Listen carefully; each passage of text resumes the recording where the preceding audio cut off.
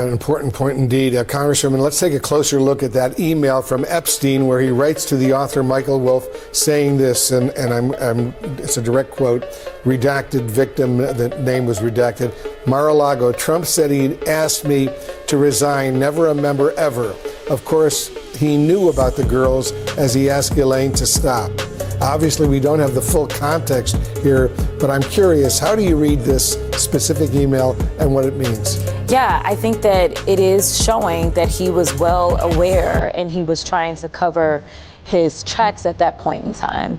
And I think that that's what you saw from Jeffrey. Obviously, it'd be better if we could talk to Jeffrey today, but it was very interesting that ultimately Jeffrey Epstein died sitting in prison during Trump's administration. Epstein claiming Trump told him to resign and mentioning the girls is not something you can ignore, especially when Crockett says Trump was already trying to cover his tracks. She ties Epstein's death during Trump's own administration directly back into that pattern. We had on Representative Marlon Stutzman earlier. He's a Republican, and he tried to make the case that President Trump is the most investigated person in the world, and he has not been accused of any criminal wrongdoing here. What do you make of that?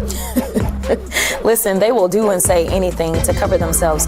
You know, I will admit that Donald Trump has been investigated more than the normal, but he just happens to be more corrupt and more criminal than any other president than we've had. I will point out he is the only president who has been convicted of 34 felony convictions that we've ever had in the Oval Office. So while we don't know exactly what crimes he may or may not have committed, just think of it this way.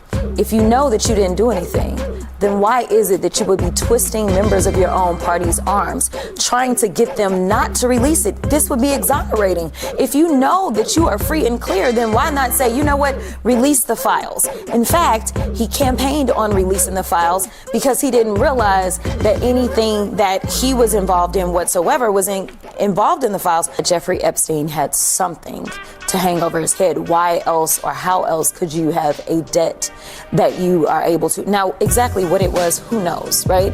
And that's what we're trying to get to the bottom of. But the fact that Trump does not want these files to be out, to me, says that he has more to hide than him actually being able to exonerate himself. Crockett goes straight at the core issue. Innocent people don't twist arms to block files that would clear them. She argues Trump's behavior looks like someone terrified of what Epstein could expose. The fact that the DOJ and Trump-aligned officials didn't release these emails, but Epstein's estate did, speaks volumes. This block reveals a pattern of protection, obstruction, and fear around the Epstein files.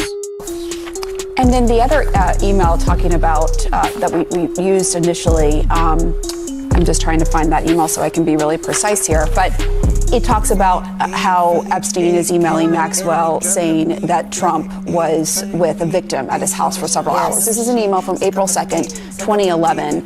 Republicans were saying that that victim is Virginia Giuffre. As you know, she died by suicide. She's been very outspoken.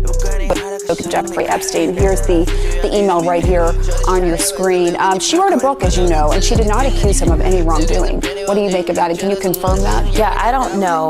Obviously, it's redacted who the victim is, so I won't necessarily take the Republicans' word on who it is that's redacted. The president has tried to call this all a hoax. I don't think you have this many people dying around a hoax. I don't think you have somebody trying to hide files around a hoax.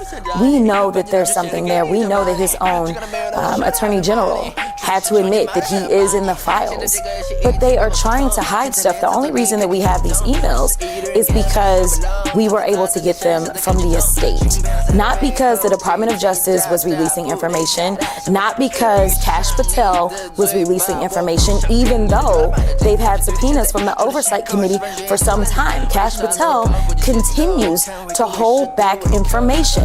So I thank God that there is somebody that still respects the law and still respects subpoenas in this country, but it's not the people that are in power to do it, the people that actually conducted the investigation.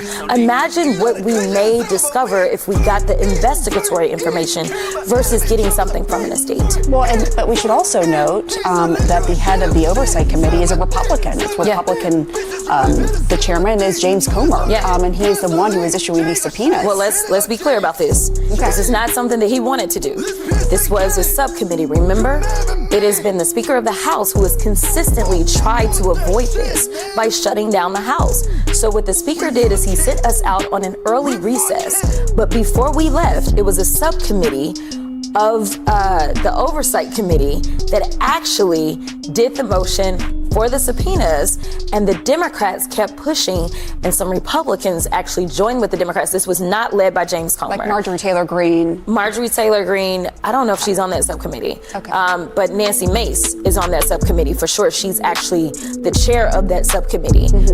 This subcommittee, the ranking member is Summer Lee. So it was that subcommittee. So this was actually the tail wagging the dog. I just want to be clear about that. And ultimately, the chairman had a vote that was bipartisan, that was the majority, and he had to do it.